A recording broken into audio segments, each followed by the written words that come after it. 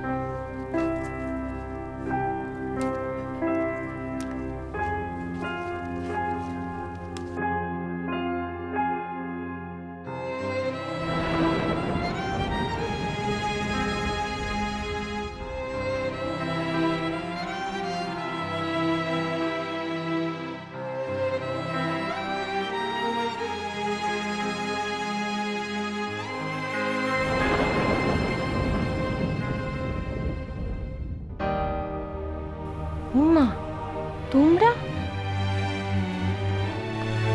এসো, ভেতরে এসো, বসো বাবা, বসো। আমি বরং একটু জল বাতাসা নিই। না মা, তার আর দরকার হবে না। আমি তো সকালেই জয়ের বাড়িতে এসেছি, ওখানেই খাওয়া দাওয়া সেরে নিয়েছি। তোকে আর ব্যস্ত হতে হবে না। একটু বসতে কিনি মা আমার পাশে।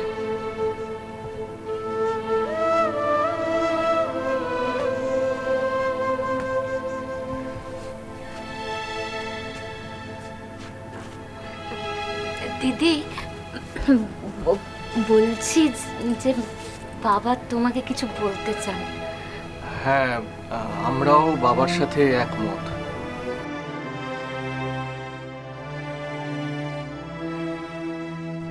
তোর সংসারে কি অবস্থা তা আমি জানি মা। বড় অভাব অনটনের সংসার। জগন্নাথ বাবা জীবন তোদের জন্য তো কিছুই রেখে যেতে পারেনি। এত কষ্ট করে কতদিন চালাবি? কতদিন এভাবে যুদ্ধ করবি অভাব অনটনের সঙ্গে? কি বলতে চাইছো স্পষ্ট করে বলো বাবা। তুই বরং নিমাই আর ঈশানকে নিয়ে বেলপুকুরিয়ায় ফিরে চল। তোর মারও তাই ইচ্ছে। আমাদের সঙ্গে না হয় থাকবি? না বাবা, আমি বাপের বাড়ির বোঝা হতে পারবো না। বোঝা কেন বলছিস মা? ওটা তো তোর নিজের বাড়ি। এছাড়া যজ্ঞেশ্বর, রত্নেশ্বর তারাও চায় তোদের সবাইকে নিয়ে একসঙ্গে থাকতে। ঠিকই তো, তুমি এখানে থেকেই বা কি করবে দিদি? ওখানে সবার মধ্যে থাকলে তোমার মনটাও ভালো থাকবে। কেন তুই আমার পাশে থাকবি না জয়? তোদের জামাই দাদা চলে গেছে বলে কি আমাকে তোরা পর করে দিবি? তাহলে চাই না তোদের কোনো উপদেশ। এ কেমন কথা দিদি? আমরা তোমাকে পর করে দেব এমনটা আমরা স্বপ্নেও কোনোদিন ভাবতে পারি না। এখানে আমরা সব সময় তোমার পাশে থাকবো। তবু বাপের বাড়িতে থাকলে চন্দ,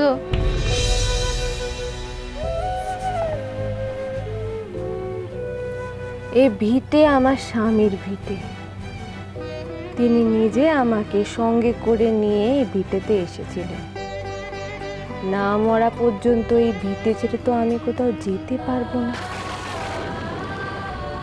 কিছু মনে করো না বাবা, বিয়ের পরে শ্বশুর বাড়ি মেয়েদের নিজেদের বাড়ি হয়ে যায়। এই বাড়িতে শাকভাত খেয়ে থাকাও আমার কাছে অনেক বেশি সম্মানের। আমার কথা শুনবি না মা? তোর চলবে কি করে? তোর জন্য আর নাতিটার জন্য চিন্তা হয় না বল? আমাদের জন্য অত চিন্তা করো না বাবা। রঘুনাথ আমাদের যেমন রাখবেন আমরা তেমনই থাকবো। তাছাড়া শিষ্য বাড়ি থেকে এখনো যা প্রণামী আসে তাতে আমাদের মা ছেলের ভালোই চলে যাবে। আর নিমায়ের ভবিষ্যৎ? ওর ভবিষ্যৎ আমার বাবা আছে। দেববাসা পড়তে শিখেছে।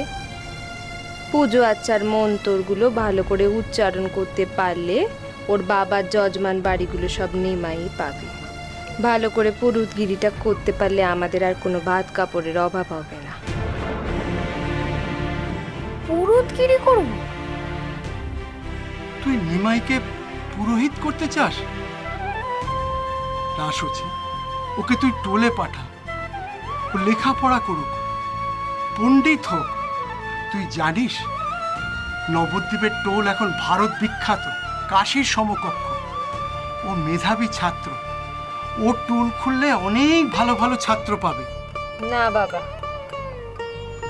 নিমায়ের পণ্ডিত হয়ে কাজ নেই। ছাত্র পড়ানোর চেয়ে যজমানি করুক। সচি, জ্যোতিষাচার্য নীলাম্বর চক্রবর্তীর নাতি হলো নিমাই। একসময় বাসুদেব সার্বভৌমের মতন বিখ্যাত পণ্ডিত আমার ছাত্র ছিল। তুই হয়তো জানিস না, বাসুদেব এখন কলিঙ্গ দেশের রাজ অধ্যাপক।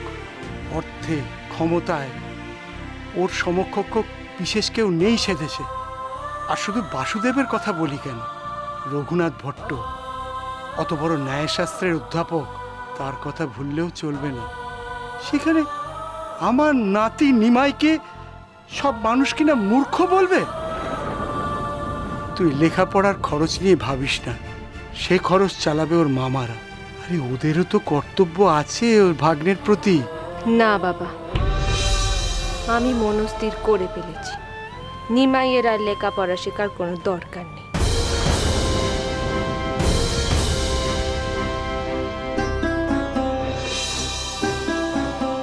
যতটুকু যা শিখেছে তাতে ভালোই পৌরোহিত্য করতে পারবে। তোমরা আর এসব নিয়ে আমাকে কোনো জোরাজুরি করো না। আমি কিছুতেই পুরুতগিরি করব না, সে তুমি যাই বলো। নিমাই, তুই এখনো এত বড় হয়ে যাসনি, নিজের ভবিষ্যৎ তুই নিজে ঠিক করে নিবি। পুরোহিত্য করলে ঘরেতে চালটা কলাটা আসবে। তোকে আমি কি দিয়ে খেতে দিই তা আমি জানি না। যজমানি করলে অন্তত দুবেলা খাওয়ার চিন্তাটা থাকবে না। তুমি আমায় যা খেতে দেবে আমি তাই খাবো, কিন্তু খেতে না দিলেও পুরুতগিরি করব না। নিমাই, নিমাই আমার কথা কেন শোন। নিমাই, নদীর নিমাই, সোম থেকে শনি সন্ধে 7টায়, আকাশ 8-এ।